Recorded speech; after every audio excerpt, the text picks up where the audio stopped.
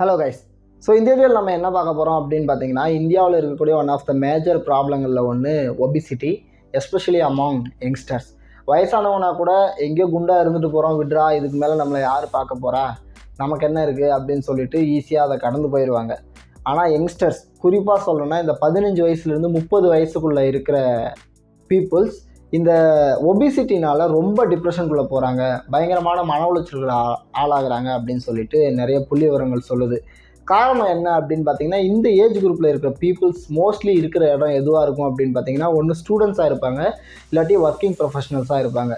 So இந்த என்விரான்மெண்ட்டில் என்ன நடக்கும் அப்படின்னா, அவங்க கூடவே இருக்கிற பீப்புள்ஸ் நல்ல மாடர்னான ட்ரெஸ் பண்ணுவாங்க, அவங்களுக்கு பிடிச்ச ட்ரெஸ்ஸை போடுவாங்க. ஆனால் இந்த ஒபிஸாக இருக்கிற பீப்புள்ஸ்னால அவங்களுக்கு பிடிச்ச ட்ரெஸ்ஸை போட முடியாது. மற்றவங்களாம் ஆக்டிவாக ஒர்க் பண்ணும்போது இவங்களால அந்த அளவுக்கு ஆக்டிவாக இருக்க முடியாது, மற்றவங்க பண்ணுற எல்லா விஷயத்தையும் இவங்களால நார்மலாக பண்ண முடியாது.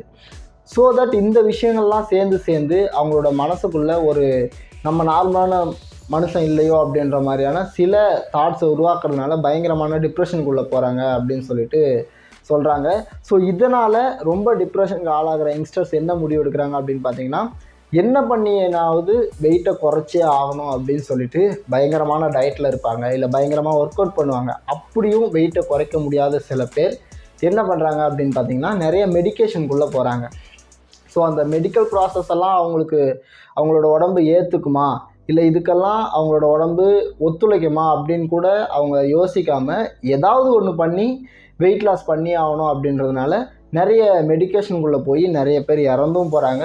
ஸோ அப்படி தான் இப்போ பாண்டிச்சேரியை சேர்ந்த ஹேமச்சந்திரன் அப்படின்னு சொல்லப்படுற ஒரு 26 வயசு ஐடி ஊழியர் 150 கிலோ இருக்கக்கூடிய தன்னுடைய வெயிட்டை குறைக்கணும் அப்படின்னு சொல்லிட்டு வெயிட் லாஸ் சர்ஜரி அப்படின்னு சொல்லப்படுற சர்ஜரி பண்ணுறதுக்காக போய் தன்னோட உயிரை இழந்திருக்காரு ஏப்ரல் 22 நம்ம இந்த வீடியோவில் என்ன பார்க்க போகிறோம் அப்படின்னு பார்த்தீங்கன்னா, அந்த வெயிட் லாஸ் சர்ஜரினா என்ன, அந்த சர்ஜரி யார் யார் பண்ணிக்கலாம், அந்த சர்ஜரி நல்லதா கெட்டதா, உண்மையாலுமே அந்த சர்ஜரி பண்ணதுனால தான் அவர் இறந்தாரா, ஸோ இப்படி பல கேள்விகள் நமக்கு எழும். இந்த மொத்த கேள்விகளுக்கான ஒரு விடையாக தான் இந்த வீடியோ இருக்க போகுது. ஸோ ஃபர்தராக பேசி டிலே பண்ணாமல் let's get in to the video.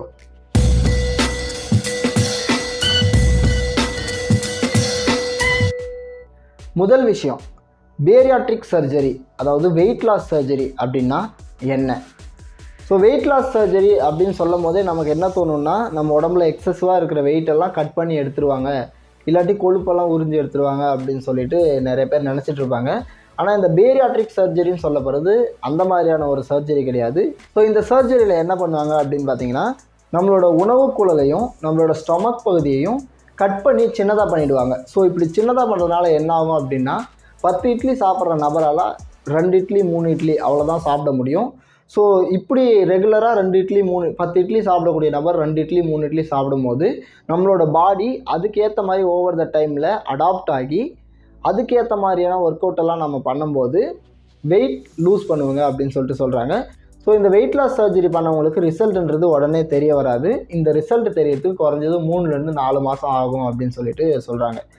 ரெண்டாவது விஷயம் என்ன அப்படின்னு பார்த்தீங்கன்னா, இந்த வெயிட் லாஸ் சர்ஜரியை யாரெல்லாம் பண்ணலாம் அப்படின்னா, நான் குண்டாக இருக்கேன், ரொம்ப ஓவர் வெயிட்டாக இருக்கேன், நான் இந்த வெயிட் லாஸ் சர்ஜரி பண்ணி நான் வெயிட்டை குறைக்கலாமா அப்படின்னு கேட்டால், அப்படி எல்லாராலையும் பண்ண முடியாது. ஒரு டாக்டர்கிட்ட போய் கன்சல்ட் பண்ணிட்டு நான் வெயிட்டாக இருக்கேன், எனக்கு வெயிட் லாஸ் பண்ணணும், எனக்கு இந்த சர்ஜரி பண்ணி விடுங்கன்னா அடுத்த வாரமே அவங்களுக்கு அப்பாயின்மெண்ட் போட்டெல்லாம் சர்ஜரி பண்ணிட மாட்டாங்க.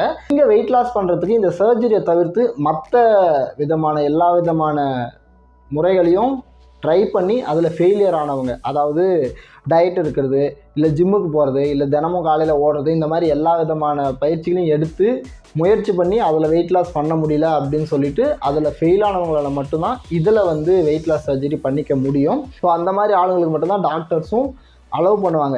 அது மட்டும் இல்லாமல் இந்த சர்ஜரி பண்ணுறதுக்கு முன்னாடி அனஸ்தீஷியன்ஸ் கிட்ட, சைக்காட்டிஸ்ட் கிட்ட, டயபெட்டிஸ் டாக்டர்ஸ் கிட்ட, இந்த மாதிரி நிறைய டாக்டர்ஸ் கிட்ட 100% கன்சல்ட் வாங்கின பின்னாடி தான் இந்த சர்ஜரி பண்ண முடியும் அப்படின்னு சொல்லிட்டும் சொல்கிறாங்க. ஸோ அடுத்தது மூணாவது என்னன்னு பார்த்தீங்கன்னா, முக்கியமான ஒரு விஷயம், இந்த சர்ஜரி சேஃபாக இல்லையா அப்படின்னா, ஸ்டாட்டிக்ஸ் என்ன சொல்லுது அப்படின்னு பார்த்தீங்கன்னா, வெயிட் லாஸ் சர்ஜரி பண்ண 90% ஆஃப் த பீப்புள் அவங்களோட 50% ஆஃப் த வெயிட்டை லூஸ் பண்ணியிருக்காங்க. சென்னையில் புருஷோத்தமன் அப்படின்னு சொல்லப்படுற ஒரு 30 வயசு நபர் 6 வருஷத்துக்கு முன்னாடி தனக்கு 24 வயசாக இருக்கும்போது இந்த வெயிட் லாஸ் சர்ஜரி பண்ணியிருக்காரு. அப்போ அவரோட வெயிட்டை 143 கிலோவில் இருந்து இந்த சர்ஜரி பண்ண 4 மாதத்தில் 73 கிலோவுக்கு கொண்டு வந்திருக்காரு. ஸோ இப்போ அவர் என்ன சொல்கிறாரு அப்படின்னா, இந்த சர்ஜரி பண்ணதுனால தான் நான் இப்போ ஃபிட்டாக இருக்கேன், மற்றவங்க மாதிரி என்னால் இருக்க முடியுது, ரொம்ப ஹாப்பியாக இருக்கேன் அப்படின்ற மாதிரி சொல்லியிருக்காரு. ஸோ இதை வச்சு பார்க்கும்போது ஜென்ரலாக பார்த்தோன்னா இந்த வெயிட் லாஸ் சர்ஜரின்றது ஒரு சேஃபான சர்ஜரி தான். ஸோ இப்போ உங்களுக்கு ஒரு கேள்வி வரும், இந்த சர்ஜரி ரொம்ப சேஃபான சர்ஜரி அப்படின்னு சொல்லிட்டு நீ சொல்கிற, ஆனால் இந்த சர்ஜரி பண்ணுறதுக்கு போனால் மிஸ்டர் ஹேமச்சந்திரன் இறந்துட்டாரு அப்படின்னு சொல்லிட்டு நியூஸில் சொல்கிறாங்க. ஸோ இந்த சர்ஜரி உண்மையிலே சேஃபாக, அப்படி சேஃபாக இருந்தால் அவர் ஏன் இறந்தாரு அப்படின்னு சொல்லிட்டு பார்த்தீங்கன்னா, இப்போது ஹேமச்சந்திரன் இறந்ததுக்கான காரணம் என்னவா இருக்கலாம் அப்படின்னு சொல்லிட்டு பார்க்கலாம். ஸோ ஹேமச்சந்திரனுக்கு ஆல்ரெடி ஹை டயபெட்டிஸ் இருந்ததாக சொல்கிறாங்க. ஸோ அதுக்காக அவர் ரெகுலராக டேப்லெட் சாப்பிட்டு வந்ததாகவும் சொல்கிறாங்க. ஸோ இந்த சர்ஜரிக்காக அந்த டேப்லெட்ஸை சாப்பிட்றத ஸ்டாப் பண்ணியிருக்காரு. ஸோ அது மட்டும் இல்லாமல் சர்ஜரி பண்ணுறதுக்கு ஸ்டார்ட் பண்ணுறதுக்கு முன்னாடி அவருக்கு அனஸ்தீஷியா கொடுத்துருக்காங்க. ஸோ அந்த அனஸ்தீஷியா கொடுத்ததுக்கு அப்புறம் அவரோட பல்ஸ் ரேட் கொஞ்சம் கொஞ்சமாக குறைய ஆரம்பிச்சிருக்கு. ஸோ அப்போ அவர் இருந்த அந்த ஹாஸ்பிட்டலில் முடியாமல் அதை விட ஹை ஸ்பெஷாலிட்டி ஹாஸ்பிட்டல் சென்னை குரோம்பேட்டில் இருக்கிற ஒரு பெரிய ஹாஸ்பிட்டலுக்கு கூப்பிட்டு வந்திருக்காங்க. அவர் வர வழியிலையோ இல்லை ஹாஸ்பிட்டலில் வந்தோ அவருக்கு ஹார்ட் அட்டாக் வந்து அவர் இறந்துட்டார். ஸோ இதுபடி பார்த்தா அவருக்கு சர்ஜரின்றது பண்ணவே படலை. ஸோ அவர் இறந்தது சர்ஜரினால் கிடையாது. ஸோ அவர் எப்படி இறந்துருக்கலாம் அப்படின்னு ஒரு யூகத்தில் சொல்லலாம் அப்படின்னு பார்த்தீங்கன்னா, ஒன்று அவருக்கு கொடுத்த அனஸ்தீஷியா அவரோட பாடிக்கு செட் ஆகாமல் இருந்திருக்கலாம். ரெண்டாவது விஷயம், அவரை ட்ரீட் பண்ண டாக்டர்ஸ் மேபி ஏதாவது ஒரு மிஸ்டேக் பண்ணியிருக்கலாம். ஸோ இந்த மாதிரியான காரணங்களால் அவர் இறந்துருக்கலாமே தவிர்த்து இந்த சர்ஜரினால் அவர் இறக்கலை. ஸோ இந்த சர்ஜரின்றது சேஃப் தான். ஃபைனலாக இந்த வீடியோவோட கண்டெக்ஸ்ட்க்கு வந்துட்டோம். இந்த வீடியோவோட கண்டெக்ஸ்ட் என்ன அப்படின்னு பார்த்தீங்கன்னா, உண்மையாலுமே ஒபிஸாக இருக்கிற பீப்புள்ஸ் அவங்களோட வெயிட்டை அவங்களா விருப்பப்பட்டு லூஸ் பண்ணணும்னு நினைக்கிறாங்களான்னா மோஸ்ட்லி இல்லை அப்படின்னு தான் சொல்லணும். Do you consider yourself healthy? Because of course the argument is, do you feel like you're in full health? I feel for the weight I am and the way that I look at the moment, I feel comfortable with the way I am. Classified as obese, how does that make you feel when you hear that?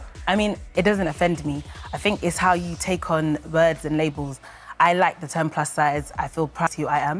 Mostly ஒபிஸாக இருக்கிற peoples அவங்களோட வெயிட்டை loose பண்ணணும்னு சொல்லிட்டு இந்த மாதிரி விபரீதமான முடிவெல்லாம் எடுக்கிறதுக்கு முக்கியமான காரணம் புல்லிஸ். ஸோ நீங்களே மனசை தொட்டு சொல்லுங்கள், எத்தனை பேர் நம்ம ரோட்டில் யாராவது ஃபேட்டாக சப்பியாக போகிறவங்கள பார்த்தோன்னா கலாய்க்காமல் இருந்திருக்கோம்.